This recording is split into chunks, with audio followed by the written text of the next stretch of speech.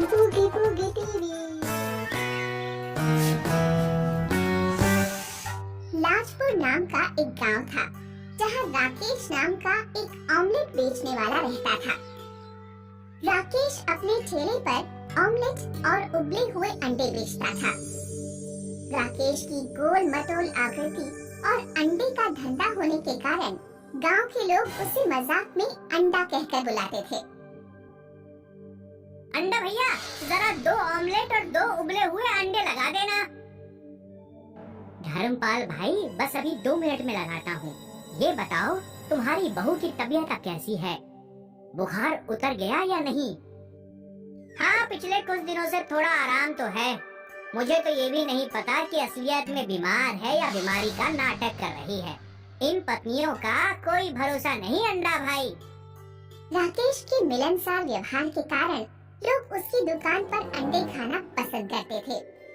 राकेश ठंडी के दिनों में अच्छी कमाई कर लेता था। रात में घर लौटने से पहले वह अपनी पत्नी के लिए एक विशेष ऑमलेट जरूर बनाता था। नंदिनी, लो, सबसे अंत में प्यार से बनाया गया ऑमलेट सिर्फ तुम्हारे लिए। थैंक यू अंडा जी। अब कम से कम तुम तो मेरे नाम का मजाक मत बनाओ। ज्यादा अमीर ना होते हुए भी राकेश खुशहाल जीवन बिताता था। राकेश के पड़ोस में पंकज नाम का एक चाट बेचने वाला रहता था। पंकज बहुत आलसी था। किसी दिन चाट का ठेला लगा लेता तो किसी दिन पड़ा पड़ा सोता रहता। उसकी पत्नी उसे लात मार मार कर जगाती थी। अरे ओ राजकुमार, उठ जाओ, आज घर में खाने को कुछ नहीं है। अगर मुझे पता होता कि तुम इतने आलसी हो तो कभी मैं तुमसे शादी नहीं करती। पंकज अगर नहीं उठता तो उसकी पत्नी उसके मुंह पर भैंस का गोबर डाल देती थी, क्योंकि मुंह धोने के बहाने तो तुम उठ भी जाओगे, वैसे तो उठने वाले नहीं हो। जरा अपने पड़ोसी अंडा भैया को देखो, मात्र ऑमलेट बेच बेच कर ही घर संभलवा लिया। हमारा घर अभी भी वैसा ही खस्ता हाल है। अभी जब बरसात आएगी तो लिंटर टपकने लगेगा, फिर तुम्हें ही पानी के नीचे सुलाऊंगी। पंकज राकेश के सामने ही अपना चाट का ठेला खड़ा करता है। वह चाट बनाने के लिए 3-4 दिन पुराने बचे हुए छोले का इस्तेमाल करता। चाट में बहुत बुरी महक आ रही है, इसका स्वाद भी खट्टा लग रहा है। तुमने ही तो खट्टी खटाई डालने को कहा था, अब चाट खट्टी नहीं तो क्या मीठी लगेगी?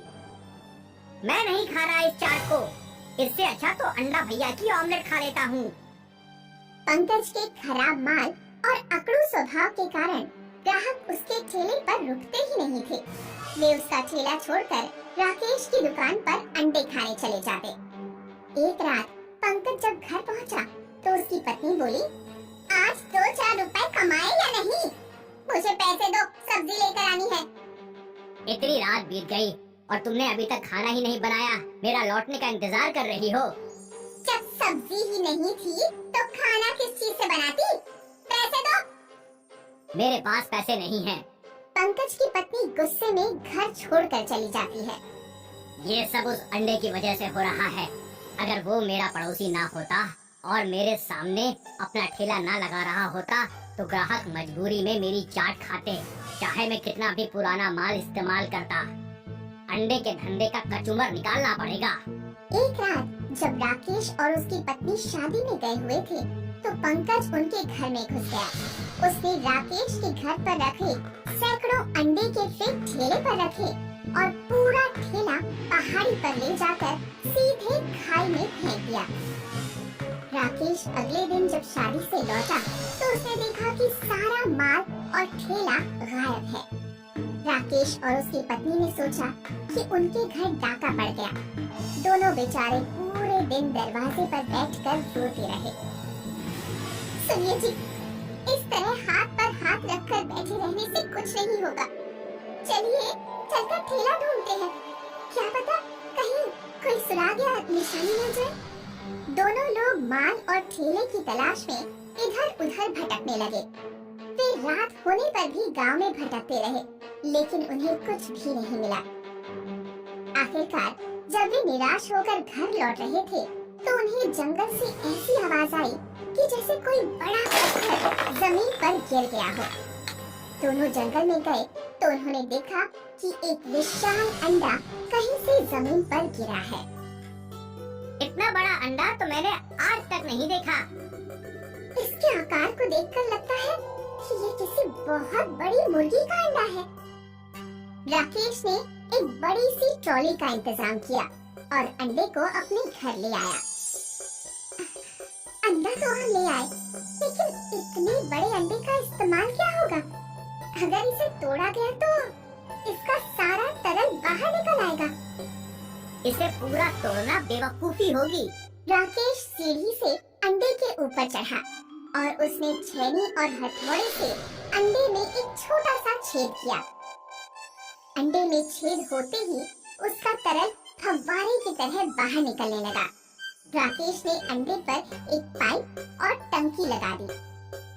पाइप और टंकी के सहारे से अंडे का तरल जरूरत के हिसाब से बाहर निकाला जा सकता था। राकेश ने दोबारा अपना धंधा शुरू किया। दूर दूर गांव के लोग इतने बड़े अंडे का ऑमलेट खाने के लिए आने लगे। राकेश का मुनाफा पहले से भी दोगुना हो गया। लोग अंडा खाने नहीं बल्कि देखने भी आते थे। उधर पंकज राकेश की बढ़ती कमाई देखकर जलकर राख हो जा रहा था। बड़ा अंडा, इसे भी खाई में फेंक दूंगा। राकेश और उसकी पत्नी सुबह अधियारे ही उठ जाते थे। एक दिन पंकज उनके घर कुछ सुबह सुबह पहुंच गया। उसने राकेश और उसकी पत्नी पर बेहोश करने वाला स्प्रे छिड़क दिया। राकेश और उसकी पत्नी बेहोश होकर गिर गए। फिर पंकज ट्रैक्टर और ट्रॉली से विशाल अंडे को पहाड़ी पर ले गया। इतने बड़े अंडे को खाई में फेंकने से पहले इसे कुल्हाड़ी से फोड़कर देखूंगा। इसे फोड़ने में बहुत मजा आएगा।